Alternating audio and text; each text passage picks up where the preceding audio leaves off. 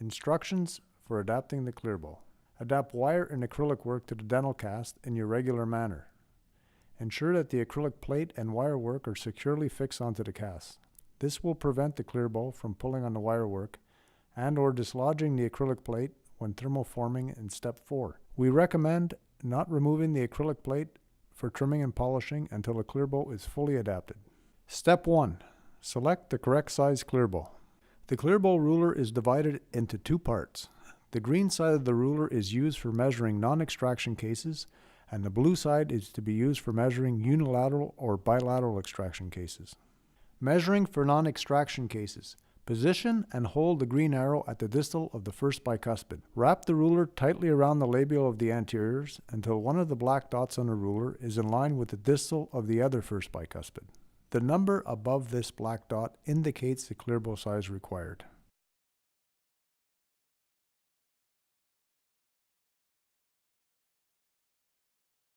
Measuring unilateral or bilateral extraction cases. Position and hold the blue arrow at the distal of the cuspid.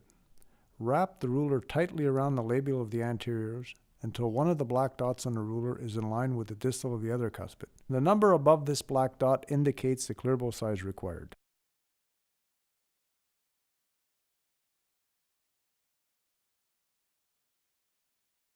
Once you have selected the ClearBow, use a heatless stone to bevel the tips of the coil-tight joints. Step 2. Make your adjustment loops.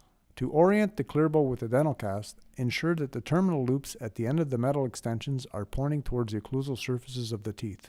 This way you are assured the ClearBow is right side up. This applies to ClearBows for upper and lower arches. Make your adjustment loops as close as possible to the coil-tight joints. If it is necessary to twist the adjustment loops in any way, secure the coil-tight joints with the ClearBow pliers. Step 3. Soldering the ClearBow. Position the coil-tight joints distal to the first bicuspid for non-extraction cases and distal to the cuspids for extraction cases. During soldering, direct the flame away from the ClearBow. When you're done soldering, you will notice a space 2 to 3 millimeters between the teeth and the ClearBow. This is normal. Step 4. Adapt the ClearBow. Cover both coil-tight joints with a thick amount of wet tissue paper.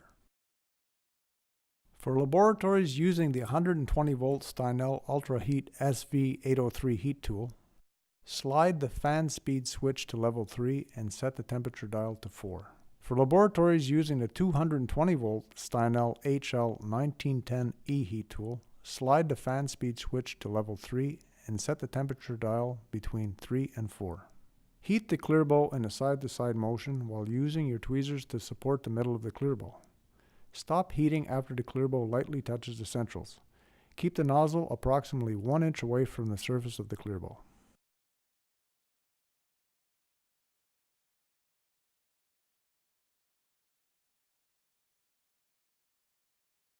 Starting with the first tooth mesial to either coil-tight joint, begin forming the ClearBow using this technique.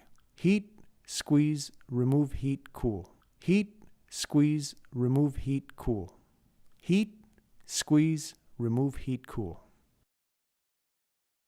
Point the nozzle towards the labial surface of the section you need to form and heat for 2 to 3 seconds to soften the plastic. Squeeze and hold the plastic with your tweezers to make the bend. Do not release pressure.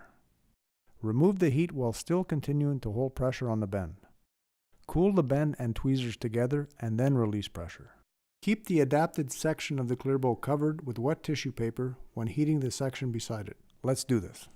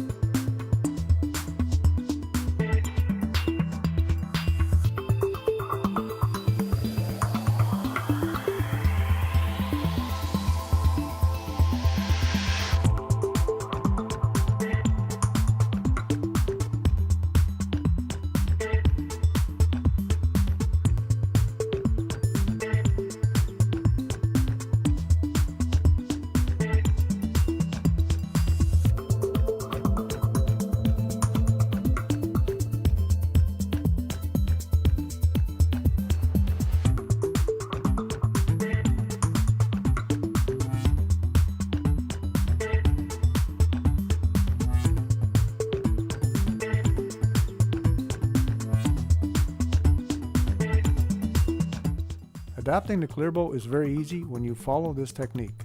Remember, heat, squeeze, remove heat, cool. Only after the ClearBow is fully adapted, use a burr or a hot wax knife to remove any plastic protruding behind the two coil tight joints.